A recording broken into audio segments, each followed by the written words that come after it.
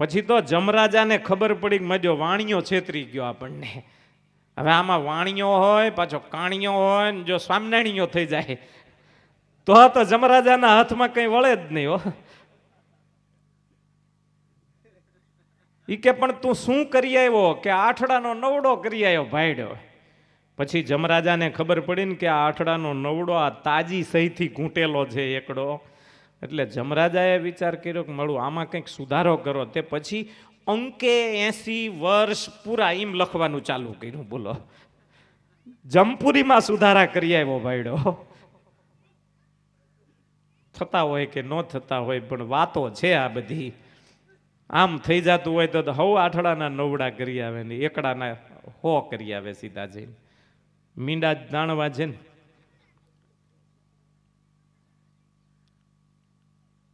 શ્રી હરિ કહે છે કે માં, જમદૂતો ખૂબ મારી જીવને શુદ્ધ બનાવે છે. ખરેખર જમદૂત આપણા વેરી નથી હો, પણ આપણામાં એટલી બધી દુર્ગંધ ભરી છે, ખરાબી ભરી છે, એ મારીને આપણામાંથી પાપને બહાર કાઢે છે. એ તો આપણને શુદ્ધ બનાવવાનું કામ કરે છે માં. પછી જ્યારે જમદૂતો એને શુદ્ધ બનાવી અને મનુષ્ય લોકમાં પાછા મોકલે ત્યારે 4 પ્રકારની ખાણોમાં એને 84 લાખ યોનિઓમાં જન્મ લેવો પડે છે. જરાયુજ, ઉદ્ભીજ, અંડજ અને સ્વેદજ જાતિમાં જન્મ લેતા માં ગર્ભવાસ મહાદુઃખમ જન્મ દુઃખમ તતો મહત વ્યાધિ દુઃખમ જરા દુઃખમ મૃત્યુ દુઃખમ પુનઃ પુનઃ. હે માં, ગર્ભવાસનું મહાદુઃખ જીવને ભોગવવું પડે છે. ગર્ભવાસમાં 9 મહિના પરિપક્વ થયા પછી જન્મનું દુઃખ એ ગર્ભવાસના તમામ દુઃખ કરતાં વધારે દુઃખ જેવું લાગે છે માં.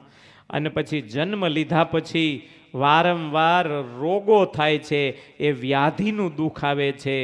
અને પછી વૃદ્ધાવસ્થાનું દુઃખ આવે છે માં. અને પાછું મૃત્યુનું દુઃખ. વારંવાર જન્મ, જરા, વૃદ્ધાવસ્થા, વ્યાધિઓ, મૃત્યુનું દુઃખ. આમ ચક્રની માફક આ જન્મને મરણમાં એવો પીસાતો માં ત્રિવિધ તાપથી અને એના દુઃખોથી હજારો યુગો સુધી આમ ને આમ જીવ દુખિયારો થતો રહે છે. હે માં, આવી રીતે વારંવાર જે ભગવાનની ભક્તિ નથી કરતો એ અનેક યોનિઓમાં જન્મ લેતો ભગવાન એને મનુષ્ય યોનિમાં લાવે છે. અને પ્રાપ્નુવંત શ્રુતિરિત્થમ ક્વાપી કૃષ્ણ કૃપાવસમ નરદેહમ લભંતે તે ભવમુક્ત્યૈક સાધનમ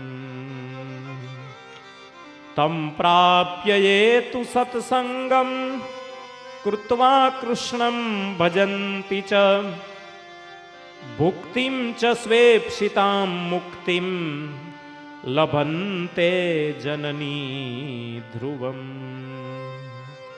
હે માં, શ્રી હરિની કૃપાથી જ્યારે મનુષ્ય દેહને માણસ પામે છે અને એ વખતે જો એના નસીબમાં હોય ને કોઈ સત્પુરુષનો સંગ મળી જાય તો એ મનુષ્ય દેહમાં શ્રી કૃષ્ણ પરમાત્માની ભક્તિ કરી આ લોકમાં ભુક્તિ પામે છે, પરલોકમાં મુક્તિ પામે છે. માં એ જન્મ મરણથી છૂટી જાય છે. પણ હે માં, જે મારી ભક્તિ નથી કરતો એ તો વારંવાર પાછો પેલી નરક અને 84ના દુઃખને ભોગવ્યા કરે છે. માં, આવા નરક અને 84ના દુઃખને જો જીવ યાદ કરે ને તોય એને વૈરાગ્ય જાગે. વૈરાગ્ય વગર કોઈ પણ માણસની સદગતિ થતી નથી. વૈરાગ્ય છે ને એ વળાવ્યો છે. આપણી પાસે જોખમ હોય ને એટલે વળાવ્યો લેવો પડે. એટલે નિષ્કુળાનંદ સ્વામીએ બહુ સરસ લખ્યું, જેમ ચકોરની દ્રષ્ટિ ચંદ્રમુખી અરૂપરૂપે ખે નહીં, તેમ વૈરાગ્યવાનની વરતી હરિમૂર્તિ વિના દેખે નહીં. જેમ જુવતીને પતિ પામવા જોઈએ બીજો કરતલ મેળાપ, તેમ જનને જગદીશ પામવા બૃહદ વૈરાગ્ય મેળવે આપ. નિષ્કુળાનંદ સ્વામી કહે છે કે જેમ ચકોર પક્ષીને ચંદ્ર સિવાય બીજું કંઈ જોવાની ઈચ્છા જ નથી રહેતી, એમ જેનો ખરેખર સંસારમાં વૈરાગ્ય થયો હોય એને ભગવાન સિવાય કોઈ પદાર્થમાં જરાય રસ ન હોય. આપણે આપણા છાતીએ હાથ મૂકી મૂકીને જોઈ લેવાનું કે આપણે ભગવાન સિવાય કેટલી જગ્યાએ રસ ઉઠી ગયો છે ને કેટલી જગ્યાએ હજી રસ વાળું છે. અને જેમ યુવતીને પતિ પામવા જોઈએ બીજો કરતલ મેળાપ, સ્ત્રીને લગ્ન કરવા હોય કોઈ પુરુષ સાથે ત્યારે એને હસ્તમેળાપ કરાવનારો ગોર હોય, એ યુવતીને હસ્તમેળાપ કરાવી દે. બે જણાનો સામસામો મેળાપ કરાવનારો બ્રાહ્મણ જેમ લગ્નના માંડવે જોઈએ, એમ જેને ભગવાન સાથે વરવું હોય તો એને વૈરાગ્ય ભગવાન સાથે વરાવી દે છે. વૈરાગ્ય સિવાય કોઈ પણ પદાર્થ ભગવાન સાથે જીવને વળાવી નથી શકતા. અને નિષ્કુળાનંદ સ્વામી કહે છે કે વૈરાગ્ય છે ને એ તો શુદ્ધ વળાવ્યો છે, બૃહદ વૈરાગ્ય એ તો વળાવ્યો છે. જેમ આપણી પાસે જોખમ હોય માણસ પાસે, અને પછી કોઈ સાચો સુરવીર માણસ આપણે સાથે લીધો હોય તો એ આપણી રક્ષા કરે ને આપણે હેમે ખેમે વન કે લૂંટારા કે ડાકુ બધા આવે તોય આપણે છૂટી જઈએ અંદરથી. પણ વળાવ્યો શુદ્ધ જોઈ. જો અશુદ્ધ વળાવ્યો હોય, નહીં, એક મુસલમાન ભાઈ હતા ને પછી પૂછ્યું કે તમે અમને વળાવવા આવશો કે કંઈ વાંધો નહીં, વળાવવા આવું. કે તમારું નામ શું? કે મારું નામ સાત ચિત્તે ખાં. હાથ સિંહ આવે ને, હાથ સિંહ ત્યાં સુધી હું પાડી દઉં કે લે. અને એમાં જંગલમાં ગયા ને સિંહે હાક મારી, એક જ હતો સિંહ. અને મિયાભાઈ તો હવની વાહે વયા ગયા. આગળ રહેવાના બદલે પાછળ વયા ગયા. એટલે કે મિયાજી આગળ આવો ને, એટલે પરાયણે લાવ્યા આગળ. થોડી વાર થઈ ત્યાં ઓલા સિંહ નજીક આવ્યો ને એટલે વળી પાછા વયા ગયા. કે મિયાજી કેમ વાહે વયા જાવ છો? કહેતા હતા ને હાથ ચિત્તે ખા નામ છે. કે એ તો મારું હુલામણાનું નામ છે, મારું અસલ નામ તો મિયા ફસકી, મારું અસલ નામ આ. એટલે એ તો નામ હુલામણાનું છે, મારી બાએ રાખેલું. આવા નો હાલે. શુદ્ધ વળાવ્યા જોઈ, શુદ્ધ વળાવ્યા. એક જણાને વળાવ્યા તરીકે જાનૈયાઓએ લીધો કે તું પણ કામ આપીશ ને? કે આવો, જો મારા શરીરમાં હુરાતન આવે ને તો હું 100 માણસને ભારે પડી જઉં. કે બસ તારે ત્યાં હાકલા પડકારા થાય છે એટલે તને સુરાતન આવી જ જશે. અને લીધો. એમાં જંગલમાં એક વાવ ઉપર પાણી પીવા બેઠા. થોડા આડા પડખે થયા બધા. જાન બધી આડા પડખે થોડી વાર થઈ, ત્યાં હાક પડી, ખબરદાર જે હોય જેમ છો એમને એમ રહેજો, હિલા છો તો તમારું જીવન જોખમમાં છે. તે ઓલો જે વળાવ્યો લીધેલો ને તો હૂતો તો નિરાંતે. બધાએ જઈને જગાડ્યો. કેલા જાગ જાગ, ઓલા ડાકુ આવ્યા, હાથમાં તીરકામઠા લઈને આવ્યા છે. પેલો કે પણ મને અત્યારે જરાય શૂરવીરતા નથી શરીરમાં. લો, હાવ શરીર ગારા જેવું છે, હોઈને ઉઠે ને ત્યારે ગારા જેવો થઈ ગયો હોય, અત્યારે જરાય સુરાતન જ નથી અંદર. પણ કે તારો ડોહો અમને લૂંટીને વયો જાય છે, હવે તું સમજ, હવે ઊભો થા. બહુ ઊભો કરવાની કોશિશ કરી પણ ધરાર ઊભો ન થયો. અડધો કલાક પોણો કલાક ઓલો તો લૂંટીને વયો ગયો, હાથમાં તીરકામઠા લઈને મારતો મારતો 2-4 જણા આવેલા ને બધાને લૂંટીને વયા ગયા. કલાક પછી પેલો જાગ્યો, વાવમાં જઈને હાથ પગ ધોયા, મોઢું ધોયું, પાણી પીધું, આળસ મરડી, અને પછી હાથમાં લાકડી લઈને કે કયો છે હવે બતાવી દો મને. પેલા જાનૈયા કે એ તો હવે ગયા, કે ના ના આવી જાવ ને, તમારે તાકાય તો તમે આવી જાવ હાલો. અને જાનૈયાને ઢીબી નાખ્યા. બોલો, વળાવ્યા જો હારા હોય તો વાંધો નહીં, નહીંતર આપણને માર ખવડાવે. એમ વૈરાગ્ય જો શુદ્ધ હોય તો વાંધો નહીં, નહીંતર મહારાજ કે ધોબીનો કૂતરો ન રે ઘરનો ન રે ઘાટનો. શુદ્ધ વૈરાગ્ય સાથે જેણે નાતો જોડ્યો હોય માં, એ જીવને ભગવાન તત્કાળ પ્રાપ્ત થાય છે. માં હવે હું તમને છેલ્લું ભક્તિનું લક્ષણ કહું છું. બહુ સરસ ભક્તિનું લક્ષણ બતાવે છે શ્રી હરિ. ભજદાતોસ્તુ સેવાર્થ પ્રેમોક્તિન પ્રત્યયસ્ય ચ સ્નેહેન ભગવત સેવા ભક્તિ રીત્યુચ્યતે બુધૈઃ. હે માં, મુખ્ય સાધન ભક્તિ છે. જ્ઞાન, વૈરાગ્ય અને ધર્મ એ આ ભક્તિના જ અંગ છે. ખાટલાને જેમ 4 પાયા હોય એમ ભક્તિના 4 પાયા છે. ભક્તિ, જ્ઞાન, વૈરાગ્ય અને ધર્મ.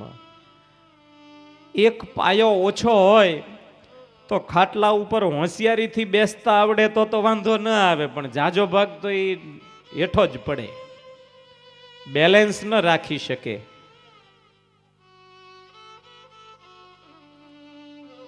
ભક્તિના 3 અંગ સહિત ભક્તિ કરવાની છે માં, પણ એમાં જે ભજ ધાતુ છે અને 3 પ્રત્યય છે, 2 શબ્દોનો બનેલો ભક્તિ શબ્દ છે.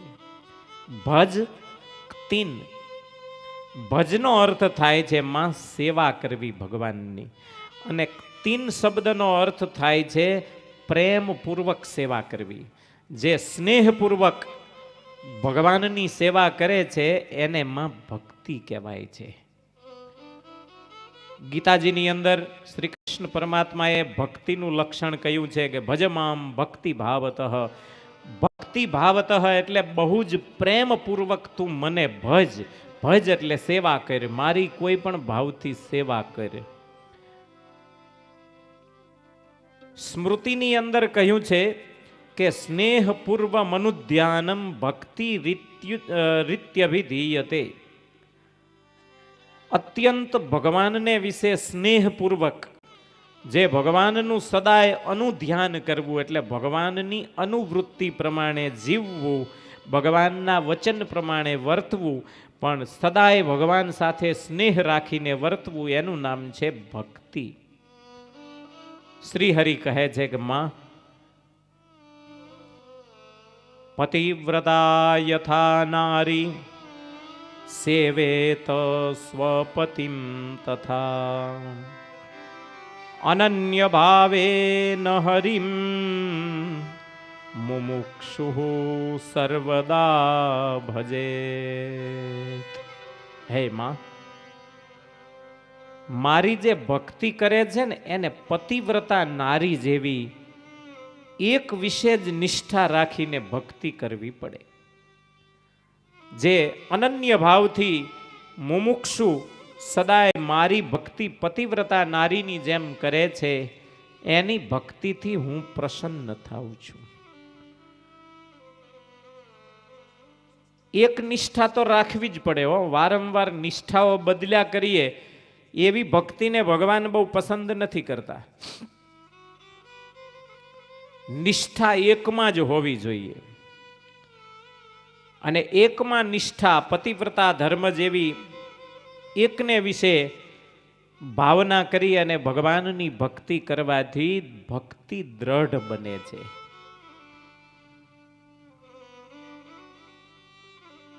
પતિવ્રતા નારીને જેમ પોતાના પતિ સિવાય જે કોઈ જગતમાં બીજો પુરુષ હોય એ બધાય એને ભાઈ, બાપ કે દીકરા સમાન હોય.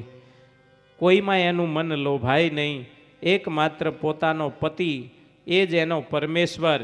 પછી અંધ હોય, રોગી હોય, દરિદ્ર હોય, દુખી હોય, કાણો હોય, ઠૂંઠો હોય, ગાંડો હોય, તોય એને પતિવ્રતા નારીને તો પોતાનો પતિ એ જ પરમેશ્વર છે. એના કરતાં સારું સારું દેખાય ને તોય બીજે મન ન લોભાવવું જોઈએ.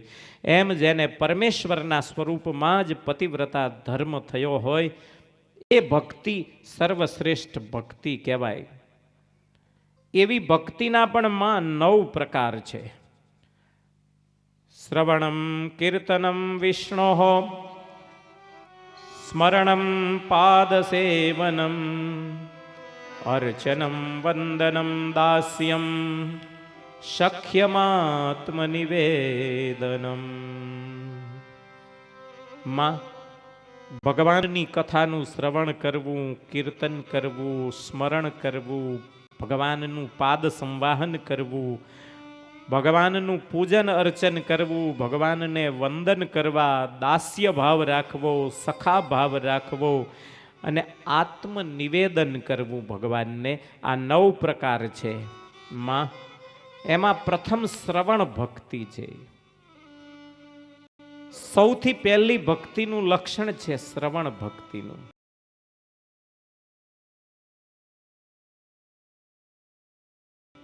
શ્રવણ એટલે કથા સાંભળવી. સાંભળ્યા વગર કોઈ દિવસ કોઈને ભગવાનની કથાનું માહાત્મ્ય સમજાતું નથી કે ભગવાનના સ્વરૂપનું પણ માહાત્મ્ય સમજાતું નથી. શ્રવણ કોનું કરવું? શ્રીહરિ માને કહે છે કે માં, ભગવાનના તમામ અવતારોના જન્મ અને કર્મની કથાઓ સાંભળવી એ શ્રવણ ભક્તિનું લક્ષણ છે. માં વરાહાદિક અવતારના ચરિત્રો, ભગવાનના ચરિત્રો, મારા જન્મ અને કર્મના ચરિત્રો, એ સિવાય ધ્રુવજી, પ્રહલાદજી, અંબરીશ રાજા, પ્રિયવ્રત રાજા વગેરે ભગવાનના જે ભક્તો પૂર્વે થઈ ગયા છે, અત્યારે જે હયાત ભક્તો હોય, અત્યારે જે સંતો હોય, એની કથાઓનું શ્રવણ કરવું, એ બધાની વાર્તાઓ વારંવાર વાંચીને મનન કરવું, એનું નામ શ્રવણ ભક્તિ છે. એ કથાઓ સાંભળવી, એ કથાઓને વિચારવી, ધાર્યા કરવી. માં હવે ભક્તિનું લક્ષણ કહું છું. કીર્તનમ રાધિકા ભરતુઃ ચરિત્રાણામ ચ તત્સતામ, કર્તવ્યમ ચ કથા વાર્તાસ તેષામેવ સદાદરાત. હે માં, રાધિકાપતિ શ્રી કૃષ્ણની કથા વાર્તા કરવી એનું નામ કીર્તન ભક્તિ છે. અથવા તો સંતોની કથાઓનું ગાન કરવું, મોઢેથી વાર્તાઓ કરવી, એને પણ કીર્તન ભક્તિ કહી છે.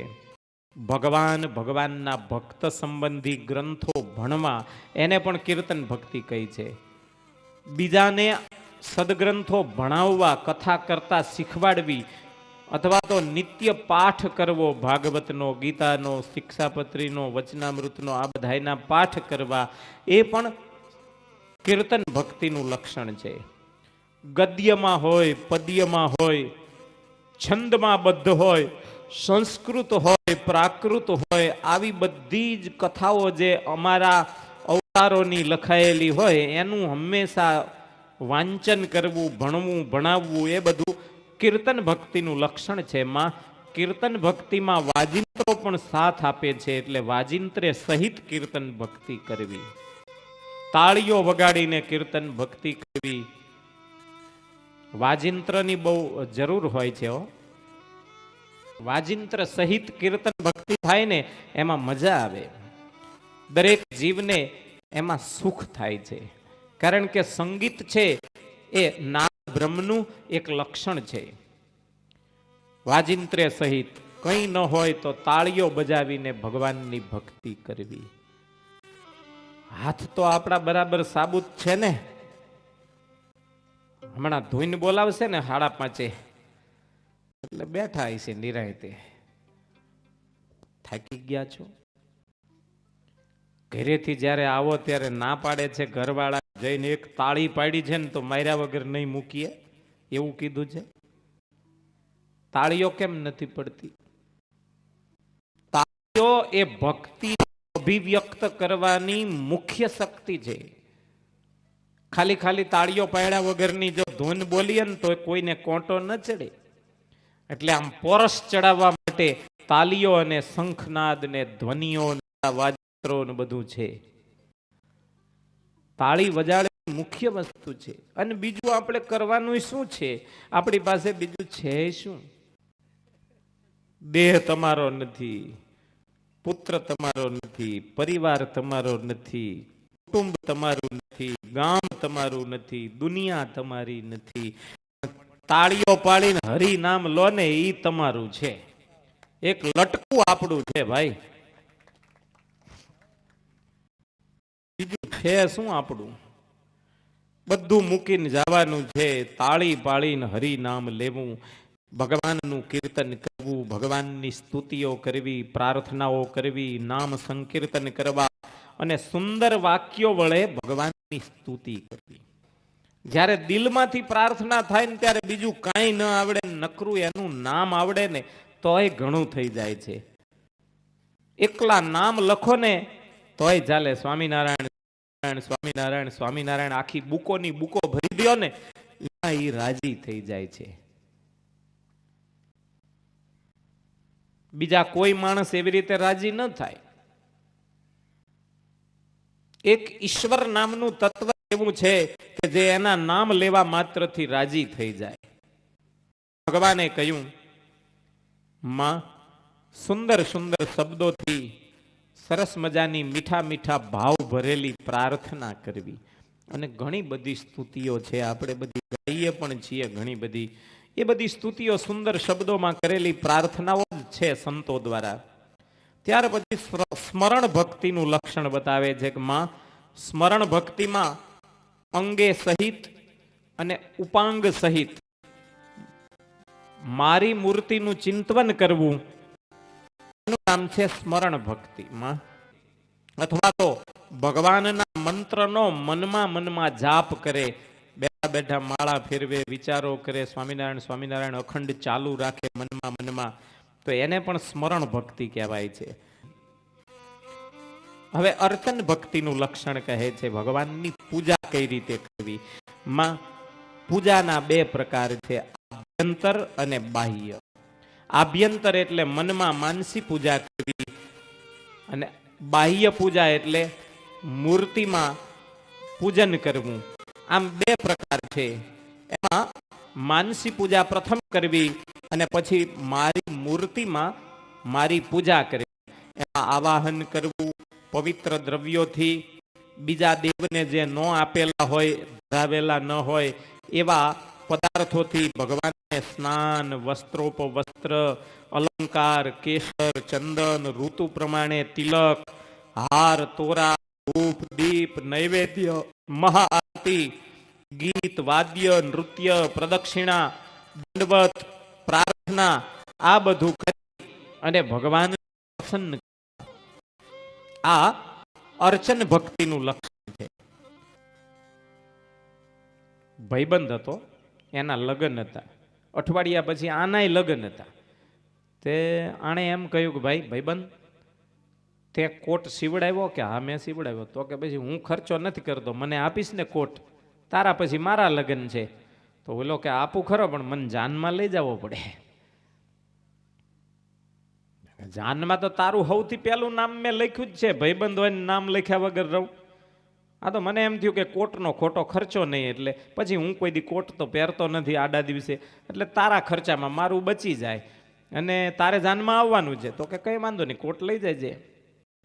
અને કોટ લઈને પેલો તો લગ્નમાં ગયો પાછો, અને જાન ગઈ, ઉતારા થયા જાનના, નીચે જાનૈયા ઉતર્યા અને ઉપર વરરાજા ઉતર્યા. એમાં કોક માંડવેથી મળવા આવ્યું, વરરાજા ક્યાં છે? તો કે ઉપર મારો કોટ પહેરીને બેઠા છે. લે, એટલે ઓલા માંડવિયા તો જઈને મળી આવ્યા, પણ પેલા એ ઉપર બોલાવ્યો ભાઈબંધને કે તું ઉપર આવ જરા. ઉપર ગયો એટલે કે ભલા માણા કંઈક સીધું બોલ ને, કે કાં? કે એમ કહેવાય કે મારો કોટ પહેરીને ઉપર બેઠા છે, એમ સીધે સીધું કીધું હોત કે ઉપર બેઠા છે તો તો કે પણ તમે મારો કોટ પહેર્યો છે ને હું બોલ્યો છું ને એમાં હું ખોટું બોલ્યો છું લે. તો કે પહેર્યો હોય તોય ન બોલાય, આમાં મારી આબરૂના કાંકરા થાય. કે થાય ભલે થાય, બાકી કે મારો કોટ પહેર્યો છે ને હું કહું છું, હું ક્યાં આમથો બોલું છું. બોલો કે ભલામણા પછી મારે કંઈક કહેવું પડશે ને એમ જરા ગુસ્સે થયો ને એટલે કે હવે નહીં બોલીએ, લો હવે મૂકો હવે લપ. એ પાછો હેઠે વયો ગયો. ત્યાં બીજા કોઈક માંડવેથી આવ્યા, વરરાજા ક્યાં છે? તો કે મન ન પૂછશો, બીજાને પૂછો. કે આમ ધુઆ ફુઆ થઈ ગયો. જો લે મારો કોટ પહેરીને બેઠો છે ને બોલાતું નથી, કે મનમાં એમ થાય છે. ધુઆ ફુઆ થઈ ગયો. બીજાને પૂછો, મને ન પૂછશો. કેમ તમે જાનમાં નથી આવ્યા? કે આવ્યો છું ને, જાનમાં જ આવ્યો છું. તો પછી તમને નહીં પૂછવાનું કારણ શું? તો કે એ મારા ઉપર ગરમ થાય છે. શું કામ ગરમ થાય છે? કે મારો કોટ પહેર્યો છે એટલે. પાછો ડખો કર્યો હતો, અહીંયા આવી ગયો.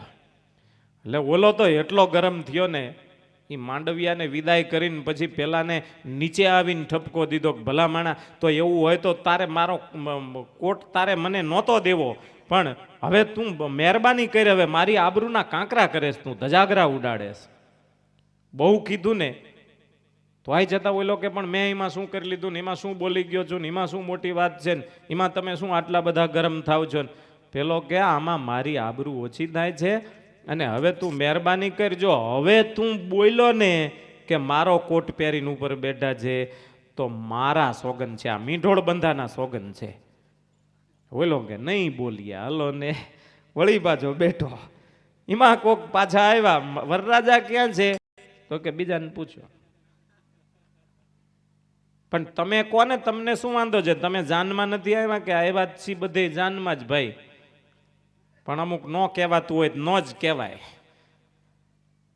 પણ કે તમને વાંધો શું છે? વરરાજા ક્યાં છે એમ કહેવામાં તમારું શું ખહી જાય છે પદ? તો કે મન સોગંદ દીધા છે. શું કામ સોગંદ દીધા છે તમને ન બોલવાના? તો કે મારો કોટ પહેર્યો છે ને એટલે. લે વળી પાછો ડખો કર્યો.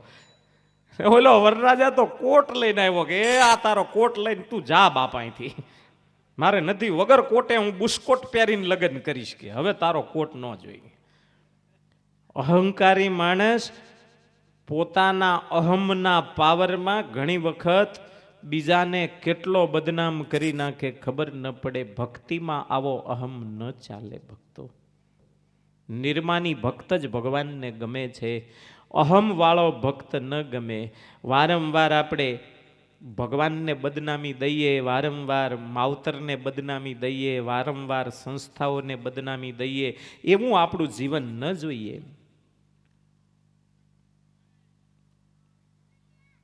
યથોચિતમ ચ ભક્તાના મન્નતોય ફલાદિભિઃ કુર્વીત સેવનમ પ્રીત્યા નિર્માનઃ પ્રણમેચ્યતાન. જે ભક્તોને ફળ ફૂલ બધું ભગવાનની પ્રસાદીનું આપે અને રાજી કરે, પછી એ ભક્તોને નિર્માની થઈ અને વંદન કરે. ભક્તો રાજી રહેજો, તમારી સેવા થઈ હોય ન થઈ હોય તો મારા ઉપર પ્રસન્ન રહેજો. આમ ભક્તોની પણ માફી માંગ્યા કરે. એ મને શું કરી લેવાનો છે એમ નથી. ભક્તિમાં માન તો ભગવાનને બિલકુલ ગમતું જ નથી. દાસનો દાસ થઈને રહે. અહમ હરે તે દાસૈક દાસ દાસાનુ દાસો ભવિતાસ્મિ ભૂયઃ. વૃત્રાસુરે જ્યારે ભાગવતમાં પ્રાર્થના કરી છે, 4 જ શ્લોક બોલ્યો છે, પણ પહેલા જ શ્લોકમાં કહ્યું કે અહમ હરે તે દાસૈક દાસ દાસાનુ દાસો ભવિતાસ્મિ ભૂય. હે ભગવાન, હું તમારા દાસના દાસનોય દાસ થઈને રહું. ભગવાનના દાસનાય દાસ થઈને રહેવું એ નિર્માણ ભક્તિ છે. દાસત્વમાં ક્યાંય પોતાનું ધાર્યું કરવાનું હોય જ નહીં. સદાય ભગવાનનો જ વિચાર, ભક્તોનો જ વિચાર કરવાનો હોય. બીજાને કેમ સુખ થાય એ જ વિચાર કરતા રહેવાનું હોય. ત્યાર પછી સખ્ય ભક્તિનું લક્ષણ બતાવ્યું છે. સખા ભક્તિ એટલે દ્રૌપદી, અર્જુન, સુરાખાચર, બ્રહ્માનંદ સ્વામી, આ બધાની સખા ભક્તિ છે. એમાં મહારાજે અહીંયા દ્રૌપદી અને અર્જુન જેવી સખા ભક્તિ કીધી છે. અર્જુનજી કૃષ્ણને પોતાના મિત્ર માનતા હતા. દ્રૌપદી પણ ભગવાનને સખા ભાવથી માનતા હતા. એવો સખ્ય ભાવ રાખવો. દેહ, પુત્ર, સ્ત્રી, ધન આ બધાય કરતા ભગવાનને જ વધારે વાલા રાખવા, એને પૂરેપૂરો સખા ભાવ થયો કહેવાય. જ્યાં સુધી દેહાદિક હજી વધારે વાલા હોય ત્યાં સુધી ભગવાનમાં સખા ભાવ નથી. ભગવાનના અર્થે શું ન થાય. સુરા ખાચર જેવા ગમે એટલા મોજીલા શોખીલા માણસ હતા, જેને ખાવા બેસે ને ત્યારે 18 વાના હાજર જોઈ, એક વસ્તુ ઓછી હોય ને તો ધમા ચકડી થઈ જાય ઘરમાં. પણ એ જ સુરા ખાચરને એકલી ખોરી જારના રોટલા મહારાજ જમાડતા હતા ને, ત્યારે એને સખા ભાવમાં જરાય ફેર નહોતો પડ્યો. વાંધો નહીં, મારો મિત્ર ઘનશ્યામ રાજી થતો હોય તો હું ખોરા રોટલા ખાઈને જિંદગી જીવી જઈશ. આ સખા ભાવમાં દેહનો ભાવ નથી રહેતો. એને મનુષ્ય લીલામાં દોષ બુદ્ધિ ન કરવી. ભગવાન મનુષ્ય લીલામાં હોય ત્યારે એકબીજાને સખા ભાવ થઈ જાય ને તો પાછો દોષ દેખાય. આપણે અંદર અંદર જ્યારે ભાઈબંધી કાયમ રાખવી હોય ને ત્યારે એકબીજાનો દોષ ન જોવાય, તો જ કાયમ ભાઈબંધી ટકે. મિત્રતા ટકવામાં દોષ બુદ્ધિ જો એકબીજાની થાય કે તું આમ છું કે તું તેમ છું, તો કોઈ દી સખા ભાવ ટકે નહીં. એટલે દેહમાં મનુષ્યમાં જ્યારે ભગવાન આવ્યા હોય ત્યારે એનામાં દોષ બુદ્ધિ ન જોવી, દ્રઢ વિશ્વાસ રાખવો ભગવાનમાં. કારણ કે મિત્ર ભાવમાં વિશ્વાસ બહુ જરૂરી હોય છે. નહીં, 2 મિત્રો જતા હતા અને જંગલમાં 2 એકલા પડ્યા. એક મિત્ર સૂઈ ગયો ને એક મિત્ર જાગતો હતો. એમાં એક સર્પ આવ્યો, ફૂંફાડા મારતો જેવો મિત્રના ગળા પાસે પહોંચવા આવ્યો એટલે બીજા મિત્રે એને મારવા કહ્યું. તો સર્પ બોલ્યો કે આ મારો પૂર્વજન્મનો વેરી છે, હું એનું લોહી પીવા આવ્યો છું. તો કે તારે એનું લોહી જોઈ છે ને, લે હું એને છરીથી એના ગળાના ભાગમાં ચેકો મારી અને તને 2 ટીપા પાંદડામાં લોહી આપી દઉં, પીને તું વયો જા, પણ મારા ભાઈબંધને તું ઝેર ન ચડાવીશ. ત્યારે સર્પે કહ્યું કે તો લોહી કાઢી દે. અને એ સર્પને પીવા માટે વડનું એક પાંદડું લીધું, એની અંદર ગળા ઉપર છરીનો ચેકો માર્યો એટલે પેલા એ આંખ ખોલી. પણ મિત્રને છરી લઈને કાપતો જોયો એટલે આંખ બંધ કરી દીધી. વળી પાછા લોહીના 2 ટીપા લઈ સર્પને પાયા, એ ચાટીને જતો રહ્યો. 2 ભાઈબંધ ચાલતા થયા, મૌન બનીને ચાલ્યા જાય છે. ત્યારે પેલા જાગતા મિત્રે પૂછ્યું કે ભાઈબંધ, તને મનમાં કઈ શંકા ન થઈ હું તારા ગળા ઉપર ચડીને ચેકો મારતો હતો? તો કે મારો ભાઈબંધ મારું કોઈ દી અહિત કરે જ નહીં. સર્પ આવ્યો તો અને તારા ગળામાંથી લોહી પીવા માંગતો હતો, મેં એને ચેકો મારીને પઈ દીધું, તારું જન્મ જન્મનું વેર પૂરું થયું. આવો વિશ્વાસ જોઈ. ગળા ઉપર છરી મારે ને તોય વાંધો ન આવવો જોઈએ. અમુક અમુક તો એવા ભાઈબંધ હોય ને, એક ભાઈબંધ હતો ને એના બીજા ભાઈબંધને કે મારો ભાઈબંધ એટલે ભાઈબંધ. દવાખાને મેં મારા માટે કેસ કઢાવ્યો તો દાંત પડાવવાનો, અને મારો ભાઈબંધ પડાવી આવ્યો. કેસ મેં કઢાવ્યો ને પડાવી આવ્યો ભાઈબંધ. આવા હોય ભાઈબંધો. એક જણો તમાકુ ખાતો હોય ને એટલે બીજાને શીખવાડી દે એટલે 2ના દાંત પડી જાય ને, આ દવાખાનું. માટે એવી ભાઈબંધી નહીં કરવાની. છેલ્લી ભક્તિ કહે છે ઘનશ્યામ માં, આત્મનિવેદન ભક્તિ એ છેલ્લી ભક્તિ છે. અને આત્મનિવેદન ભક્તિથી મોટું આ દુનિયામાં કોઈ પદાર્થ નથી. માં, સર્વસ્વ ભગવાનને સમર્પણ કરી દેવું, પોતાનો આત્મા ભગવાનને અર્પી દેવો, એ મોટામાં મોટી આત્મનિવેદન ભક્તિ છે. માં, દેહેન્દ્રિયાંતઃકરણ સ્વભાવાનાં તથા પિતુઃ પુત્રાદે સ્વજનસ્યાપી વશે વર્તેત ન ક્વચિત. જે આત્મનિવેદન ભક્તિ કરે છે ને એને પછી દેહ, ઇન્દ્રિયો, અંતઃકરણ, સ્વભાવ, પિતા, પુત્ર, પોતાના સ્વજન આ કોઈને વશ ન થવાય. એને માત્ર ભગવાનને જ વશ થવું પડે તો એને આત્મનિવેદન ભક્તિ કહેવાય. સર્વસ્વ સોંપી દીધું પછી કોની ચિંતા કરવી છે? ભગવાનને એક વખત સમર્પિત થઈ ગયા પછી કોઈ ચિંતા ન હોય. એક માણસને કંઈક શનિ બની નડતો હોય છે, એટલે કોઈ બ્રાહ્મણ પાસે આવીને કહ્યું, ભૂદેવ મારા જોશ જોઈ દો ને, મને કંઈક નડે છે. ભૂદેવે જોશ જોઈને કહ્યું કે તમને શનિ નડે છે, લ્યો આ શનિની વીંટી પહેરો અને બ્રાહ્મણને 31 રૂપિયા 101 રૂપિયા કંઈક દક્ષિણા આપો અને તમને સારું થઈ જશે. તો કે ભૂદેવ 101 તો નથી મારી પાસે. તો કે 31 આપો તોય ચાલે. 31 મારી પાસે નથી. તો કે 21 આપો.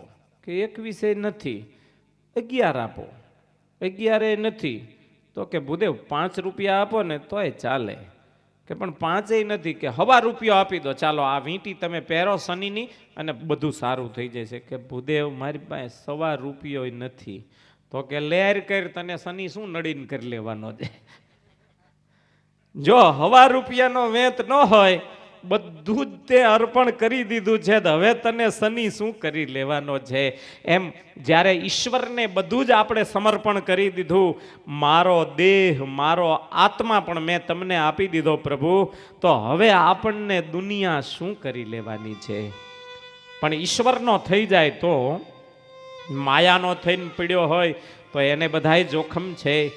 શ્રી હરિ કહે છે, માં જ્યારે આત્મનિવેદન ભક્તિ ભક્ત કરે છે ત્યારે એના નેત્રમાં ભગવાનના દર્શન સિવાય બીજી કોઈ લાલસા ન હોય.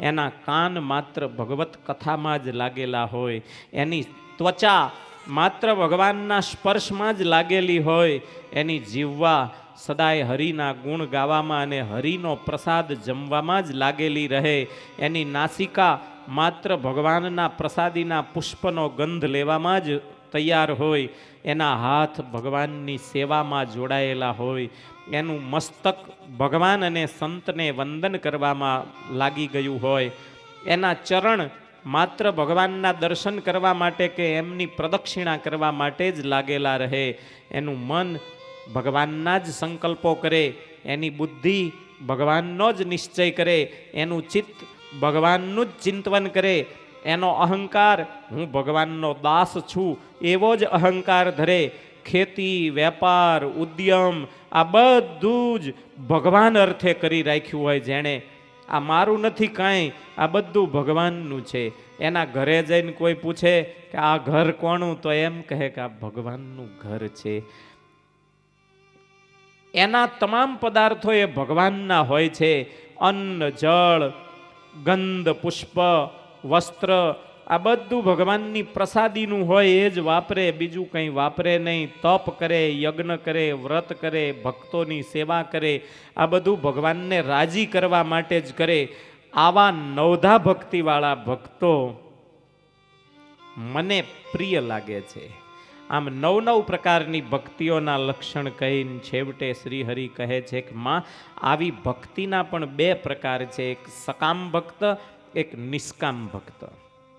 સકામ ભક્ત ભક્તિ કરે ખરો, પણ ભગવાન પાસેથી ધર્મ માગે, અર્થ માગે, કામ માગે, મોક્ષ માગે, ધામ માગે, આવું બધું ભગવાન પાસે માગે, અને એના કારણે એને સકામ ભક્તને ભગવાન બધું આપે ખરા, પણ ભગવાન પોતાના સ્વરૂપનું દાન ન કરે. સકામ ભક્તને શાસ્ત્રોમાં વખાણ્યો નથી હો. એક માણસના ઘરે પોપટ લાવ્યા, રામ રામ રામ રામ રામ રામ બોલ્યા કરે. તેમાં આખો દિવસ રામ રામ કરે ને, એટલે બાજુમાં પડોશમાં ઘર હતું ને એમણે એક પોપટ લાવ્યા કે આપણે ઘરમાં રામ રામ બોલે ને પોપટ લાવો. પોપટ લઈ આવ્યા, તે એ રામ રામ બોલવાને બદલે ગાળો બોલવા માંડ્યો. એક ઘરમાં રામ રામ થાય, બીજા ઘરમાં ગાળો બોલાય.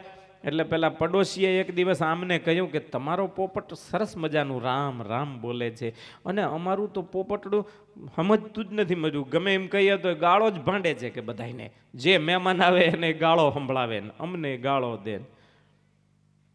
તો કે એક કામ કરો, તમારા પોપટને મારા પોપટના પાંજરામાં ભેગું મૂકો અને પછી જુઓ કે એને શાન આવી જશે, વાન ભલે ન આવે. એ રામ રામ કરતું થઈ જાય છે. પણ કે કદાચ તમારો પોપટે ગાળો બોલતા શીખી જાય છે તો કે જોયું જાય છે, લાવો ને તમ તારે જે થવું હોય છે એ થાય છે. અને બે પોપટને ભેગા કર્યા એક પાંજરામાં, તે બે બોલતા જ બંધ થઈ ગયા. નો ગાળો બોલે નો રામ રામ બોલે. પછી તો પૂછ્યું પોપટને કેલા તમે બે મૂંગા કેમ થઈ ગયા, બોલો કંઈક. તો કે હવે ક્યાં ગરજ હતી, હું રામ રામ એટલા માટે કરતો હતો કે લગ્નનો મેળ નહોતો પડતો. મને એમ કે રામ રામ કરું તો મને કોક પરણાવે, એટલે મેં રામ રામની ભક્તિ કરીને આ જો મેળ પડી ગયો કે આ પોપટી આવી ગઈ. હવે મારે કોઈ ગરજ ન રહી રામની, એટલે હવે મારે હરિભજન પૂરું. તે ઓલી પોપટીને કીધું તું પણ ગાળો શું કામ બોલતી હતી? તો કે હું એટલા માટે ગાળો બોલતી હતી કે હું જન્મીને ત્યારથી કોઈ મારું તો ધ્યાન જ નહોતું દેતું, કોઈ પોપટ પાસે લઈ જ નહોતું જતું, એટલે મને થયું ગાળો બોલું ને તો ઓલો રામ રામ બોલે છે એના ભેગા થઈ જવાય છે. આમ બે જણા સ્વાર્થની ભક્તિ કરે, એમ આપણે પણ રામ રામ કરતા હોય પણ અંદર શું હોય એ તો ભગવાન જાણે. માળા ફેરવતા હોય, એક પગે ઊભા ઊભા માળા ફેરવે. આપણે કહીએ ભગત આટલી બધી માળા કેમ ફેરવો છો? કે મારા કાકા વાંજ્યા છે ને વહેલા જતા રહે ને તો બધો ભાગ મને મળે એમ છે. હવે આ અંદર શું પેટમાં લઈને બેઠો હોય એ કોને ખબર હોય? નિષ્કામ ભક્ત ભગવાનને વાલો છે, સકામ ભક્ત વાલો નથી. શ્રીહરિ કહે છે કે માં જે નિષ્કામ ભક્ત હોય એ ચતુર્ધા મુક્તિને પણ ન ઈચ્છે તો આ લોકના પદાર્થને તો એ કેમ ઈચ્છે જ? એ સર્વ ભક્તોમાં ઉત્તમ ભક્ત છે, ભગવાનનું હૃદય કહેવાય છે એને.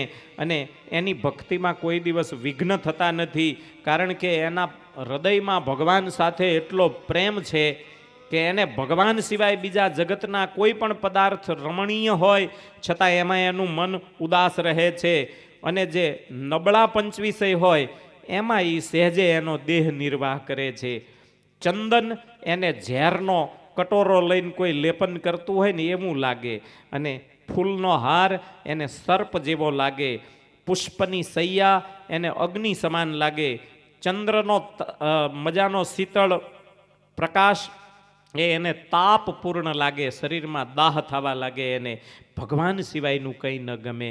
સુંદર સરસ મજાનું ઘર હોય તો એને ઘોર જંગલ જેવું લાગે, ઠંડો વાયુ વાતો હોય તો એને દાવાનળ જેવો લાગે, આમ અગ્નિ જેવું એને દુઃખ થવા લાગે.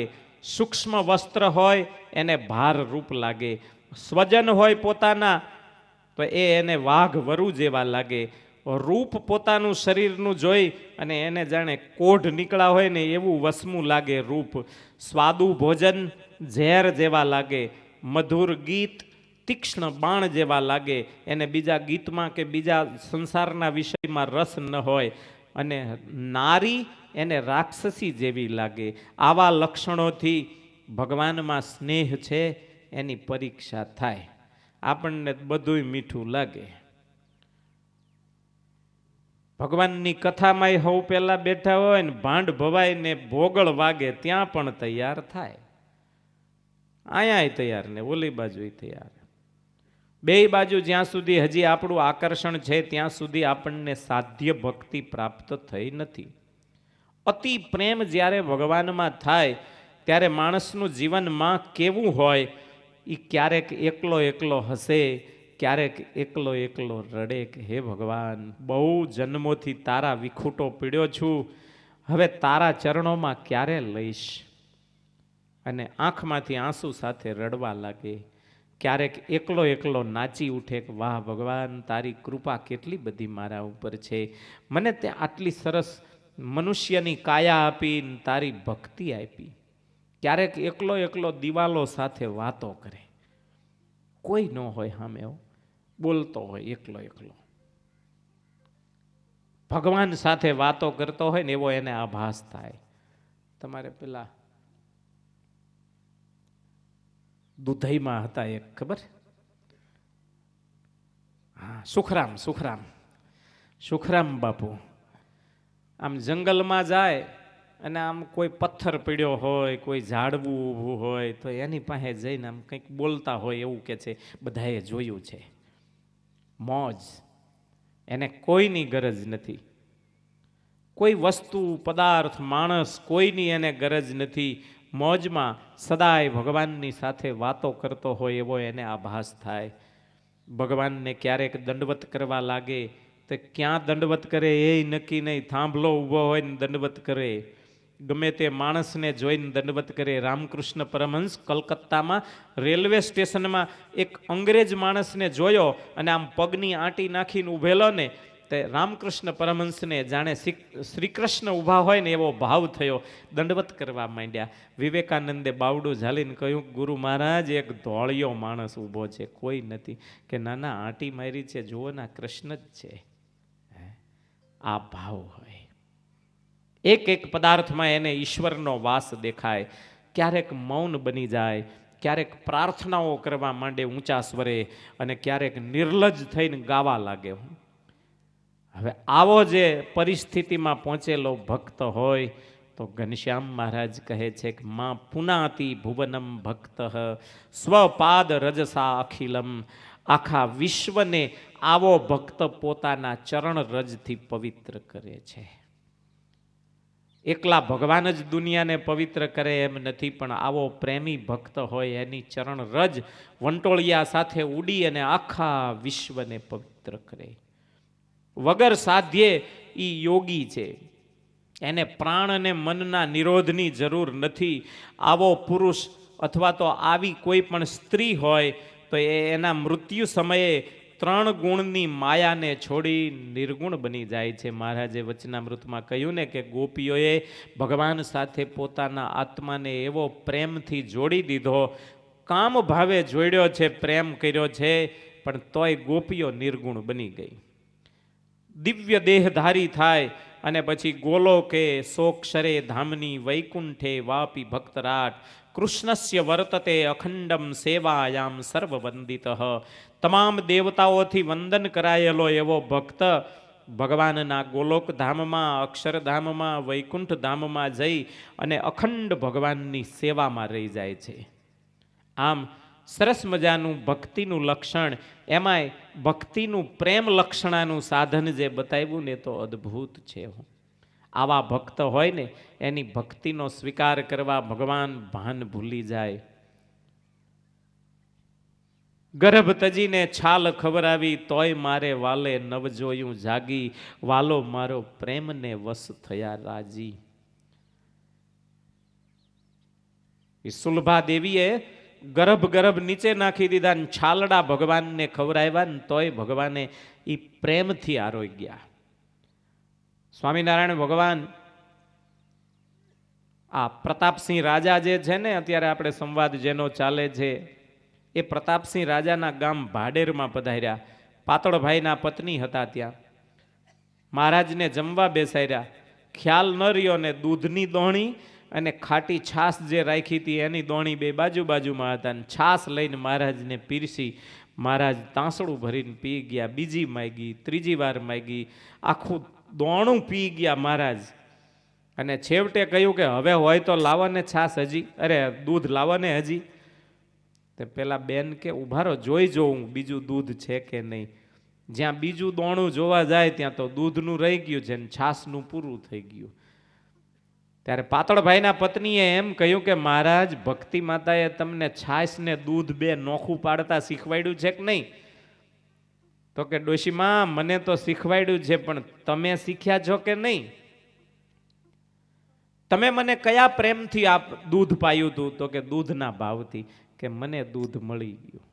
તમારો પ્રેમ છે ને એ જ મારે તો દૂધ છે. અરે પેલા લાંગણોજ વાળા અમૃતબા બાજરાનો લોટ હાકરના બદલે દોથે નાખ્યો ને મહારાજ ઓગાળીને સેવ ભેગો ભેળવીને એ આમ કોળિયા ભરીને મહારાજ જમી ગયા. ને એમાં ડુંગર ભગતને આપ્યું ને જ્યારે, ત્યારે ડુંગર ભગતને ઉલટી થવા માંડી. મહારાજ કે એ હાઢુડો છે, એને થોડીક ખાંડ બીજી દો, હજી હાકર દો. અને વળી બે દોથા નાખ્યું ને તો કે આ તો ઉલટાનું બગડતું જાય છે, જેમ હાકર નાખો એમ બગડે છે, હવાદ વિયો જાય છે. એમાં અમૃતબાઈએ બરાબર જોયું કે લે મહારાજ, આ તો કે હાકરનો ડબરો પડ્યો રહ્યો ને બાજરાનો લોટનો ડબરો આવી ગયો. અંધારે ખબર ન પડી. મહારાજ તમે આવું ખાધું?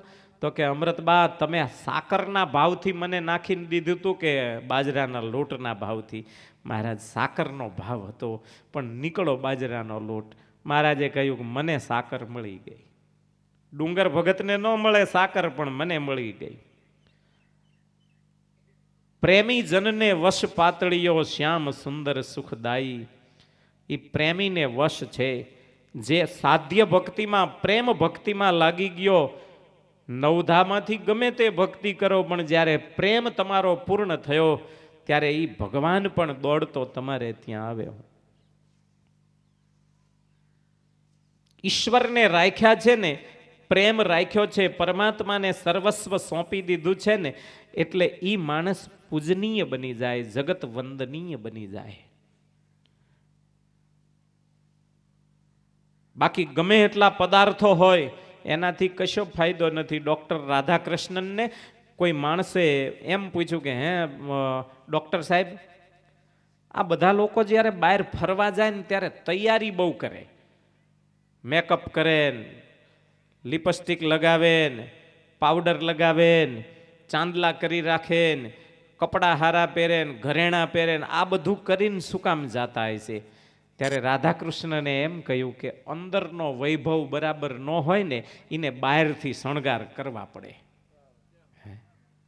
જેને અંદરથી આત્મવૈભવ હોય એને શણગારની જરૂર ન હોય. અને રાધાકૃષ્ણને એક જ દાખલો દીધો ખાલી, કે તુલસીદાસ કેળના પાંદડા શરીર ઉપર લંગોટ તરીકે વીંટાળતા અને ગંગાના કિનારે ચિત્રકૂટની અંદર અયોધ્યાના સરજુ કિનારે વારંવાર ફરતા રહેતા. અને એ લંગોટ પહેરીને ગંગાના કિનારે પડ્યા રામાયણની ગાન કર્યા કરે, લખ્યા કરે સારા સારા શાસ્ત્રો. અને એમાં રહીમ કવિએ, જે અકબર બાદશાહના કવિ હતા, એ રહીમ કવિએ વાત કરી કે તુલસીદાસ તો બહુ મોટા મહાત્મા છે, તો કે આપણા રાજમાં એક વખત પધરામણી કરો ને તુલસીદાસની. અને રહીમ કવિને સમાચાર લઈને તુલસીદાસ પાસે મોકલા અને કહ્યું કે અકબર બાદશાહે કહ્યું છે કે અમારા દરબારમાં એક વખત આપના પગલા કરો. ત્યારે તુલસીદાસે એમ કહ્યું કે મેરે સરકાર કા દરબાર બહોત બડા હૈ, તો તુમ્હારે સરકાર કે દરબાર में मैं क्यों आऊं? મારા સરકારનો, મારી રામ સરકાર, રાઘવેન્દ્ર સરકારનો દરબાર બહુ મોટો છે, મારે ક્યાંય દરબારોમાં જવાની જરૂર નથી. આ લંગોટ પહેરેલા તુલસીદાસને પધરામણી કરવા માટે પડાપડી જો રાજા મહારાજાઓ કરતા હોય તો એની પાસે બીજો શું વૈભવ હતો? પણ ભગવાનને જેણે રાખ્યા હતા, ભગવાનને ધાર્યા હતા ને, એ મહાત્માના કારણે તુલસીદાસને બધાય પૂજતા હતા. એટલે ભાગવતના માહિત્મ્યમાં સનકાદિક ઋષિઓ કહે છે કે સકલ ભુવન મધ્યે નિર્ધના સ્તેપી ધન્યાહ નિવસતી રુદિયેસામ શ્રી હરેર ભક્તિ રેકા. જેના હૃદયમાં હરિની ભક્તિ આવી ગઈ તો એ આખા વિશ્વની અંદર સૌથી ધનાઢ્ય માણસ થઈ ગયો. ભલે ને નિર્ધન હોય તો એના જેવો ધનવાન કોઈ નહીં. કારણ વિદ્યાથી પંડિત થવાય, વિદ્યાથી પંડિત થવાય, સેવા કરવાથી મંડિત થવાય, અવિનય કરવાથી આબરૂ ખંડિત થવાય, અને ભક્તિ કરવાથી માણસનું જીવન સુગંધિત બને છે. ઘનશ્યામ મહારાજ ઉપસંહાર કરતા હરિગીતાના ઉપસંહારમાં કહે છે કે માં, આ અધ્યાત્મ શાસ્ત્ર હરિગીતા 5 અધ્યાય મેં જે આપની પાસે વર્ણવ્યા એ જીવના કલ્યાણ માટે વેદ, પંચરાત્ર, સાંખ્ય, યોગ, ધર્મશાસ્ત્ર, આ બધા શાસ્ત્રોના સાર રૂપ છે. જે આ હરિગીતા કહેશે અથવા તો સાંભળશે કે પાઠ કરશે તો એ પણ પરમ પ્રીતિ ભગવાનમાં પ્રાપ્ત કરશે માં. અને એનાથી વધારે કોઈ આ જગતમાં પૂજનીય નહીં હોય માં. આ હરિગીતાનો એક અધ્યાય પણ જો કોઈ વાંચશે, આખો 5 અધ્યાયનો પાઠ ભલે ન કરે તો પણ એના બધા મનોરથ પૂર્ણ થશે, ઈચ્છિત સુખને પામશે, તમામ આશાઓથી રહિત બની અને ભગવાનની જ એક આશા એના હૃદયમાં લાગી જશે માં. આમ હરિગીતાનો ઉપસંહાર કહી હરિગીતાને પૂર્ણ કરતા શ્રી હરિએ માને કહ્યું છે કે માં હવે શું સાંભળવું છે? ત્યારે માં ભક્તિ, ભગવાનના સ્વરૂપને જોતા જોતા એને પ્રેમ ભક્તિ એકદમ અંદર હૃદયમાંથી પ્રગટી ગઈ. માં ભક્તિએ ઘનશ્યામ મહારાજના સ્વરૂપનું ચિંતન કરતા કરતા કહ્યું કે મહારાજ, હવે તો તમારા સ્વરૂપ સિવાય મારું મન ક્યાંય રહ્યું નથી. મેં ધર્મ, જ્ઞાન, વૈરાગ્ય, ભક્તિના લક્ષણ સાંભળી લીધા છે. હવે તો આ છેલ્લો શ્વાસ જ્યાં સુધી પૂરો ન થાય ત્યાં સુધી તમારું ચિંતન કરતા કરતા મારું શરીર છૂટે, તમારી સેવામાં કાયમ રહી જાઉં, આ જ એક ઈચ્છા છે. ઘનશ્યામ મહારાજે કહ્યું કે માં, તો તમને જે મારી પ્રેમ ભક્તિનું જ્ઞાન આપ્યું છે એ પ્રેમ ભક્તિને તમે વારંવાર સ્મરણ કરો. અને માં જેવા સ્મરણ કરવા લાગ્યા, આ બાજુ ઘરમાં ખબર પડી બધાને કે માની તબિયત બરાબર હજી નથી થઈ. બધાએ કહ્યું કે આપણે એમ કરો, વહેલા વહેલા બધાને જમાડી લો, નહીતર ગમે ત્યારે માનો દેહ છૂટી જશે. બધાને પ્રેમથી જમાડી લીધા. જેવા છેલ્લા કોળિયા લેતા હતા ત્યાં અચાનક સમાચાર આવ્યા કે માની તબિયત બરાબર નથી, જલ્દી આવો. અને બધું આખું કુટુંબ જેવું ભેગું થાય. માએ દેહ છોડી દીધો. ઘનશ્યામ મહારાજને હાથ જોડેલા રહી ગયા, આંખો ખુલ્લી રહી ગઈ. અને માનું શરીર જ્યારે છૂટી ગયું, રામ પ્રતાપભાઈએ માના શરીર ઉપર મસ્તક નાખી ખૂબ રુદન કર્યું. સુવાસીની ભાભી પણ ચોધાર આંસુએ પાગલની જેમ રડવા લાગ્યા. ભાઈ ભોજાઈને રડતા જોયા. ઘનશ્યામ મહારાજ આશ્વાસન આપે ને આંસુડા સારતા જાય. માં વગરનું ઘર ખરેખર એની કલ્પના જ ન હોય ભક્તો. આ દુનિયામાં મોટામાં મોટી મૂંઝવણ હોય તો માં વગરનું ઘર છે. જે ઘરમાં માં ન હોય ને એ ઘરને ઘર ન કહેવાય ભક્તો. માનું મૃત્યુ થયું, ઈચ્છારામ રડે. ધર્મદેવ બધાઈને સમજાવે કે હરિની ઈચ્છા, દીકરાઓ રડવાથી ન થાય કાંઈ, ચલો રામ પ્રતાપ તમારા હાથે માનો અગ્નિ સંસ્કાર કરો. અને માનો સંસ્કાર કરવા માટે નાતીલાઓને સાથે લઈને ઘરેથી સ્મશાનમાં આવ્યા છે. અયોધ્યાની સ્મશાન ભૂમિમાં આવી માની ઉત્તર ક્રિયા રામ પ્રતાપના હાથે કરી. જેવા અગ્નિ મૂક્યો અને પછી પોક મૂક્યો. શ્રીહરિને થયું ઘરમાં માં નથી, કેમ થશે? રડતા છાના રખાવ્યા બધાઈને માંડ માંડ. માનો અગ્નિ સંસ્કાર પૂરો કરી નદીએ સ્નાન કરી ઘેર આવી, બીજી વાર સ્નાન કરી સમાચારો મોકલવા માટે ગામડે ગામડે જ્યાં જ્યાં સગાવાલા હતા ત્યાં માણસોને ચિઠ્ઠી લઈને મોકલ્યા. પણ બહુ સરસ સત્સંગી જીવને એક માની ખોટ પૂરી કરી આપી હો.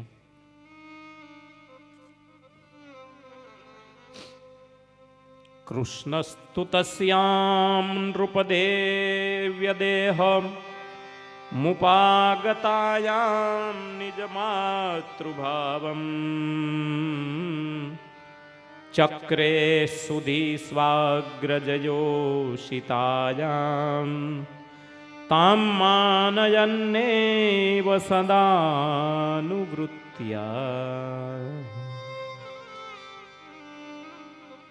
જ્યારે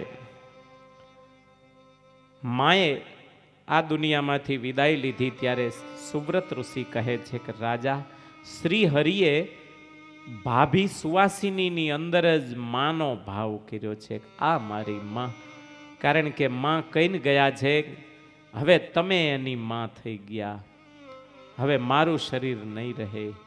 અને સુવાસીની ભાભીએ પણ ઘનશ્યામને એવો પ્રેમ આપ્યો છે ને માની ખોટ પૂરી કરી દીધી હો. સંસારમાં માં ન હોય પણ જો ભાભી હોય ને મોટા, પણ દિવ્યતાનું વાતાવરણ હોય તો એ ભાભી માની ખોટ પૂરી કરી શકે છે. ન જ થાય એવું નથી. અથ ધર્મ સ્વધર્મસ્થ સાંખ્ય યોગમુપાશ્રિત સેવ્યમાન સુતૈર્ભેજે કૃષ્ણમેવ દિવાનિસમ. જ્યારથી ભક્તિ માતાએ આ દુનિયા છોડી, એમનો માસીઓ ને વાર્ષિક ને બધાય શ્રાદ્ધો ધર્મદેવે કર્યા. 7મા મહિના સુધીના બધાય શ્રાદ્ધ કરી લીધા છે. પણ ભક્તિ ગયા પછી ધર્મનું જીવન આખું પરિવર્તન થઈ ગયું છે. સેવ્યમાન સુતૈર્ભેજે કૃષ્ણમેવ દિવાનિશમ. ધર્મદેવે ભક્તિ ગયા પછી માત્ર ભગવાનના ભજન સિવાય ક્યાંય ઘર કામમાંથી પણ મન લઈ લીધું છે. એક વિધુર માણસ કેવું જીવન જીવે? ત્યક્ત પ્રવૃત્તિ કર્મા સૌ વિરક્તો વિષયેશ્વલમ જીતસ્વાદો મિતાહારો બ્રહ્મચર્ય વ્રતે રતઃ. ધર્મદેવે હવે બ્રહ્મચર્યનું પાલન કરવું એના ઉપર જ ધ્યાન આપ્યું છે. બીજી બધી વૈરાગ્યની વૃત્તિઓને એકઠી કરી પ્રવૃત્તિમાંથી પાછા વળી ગયા છે.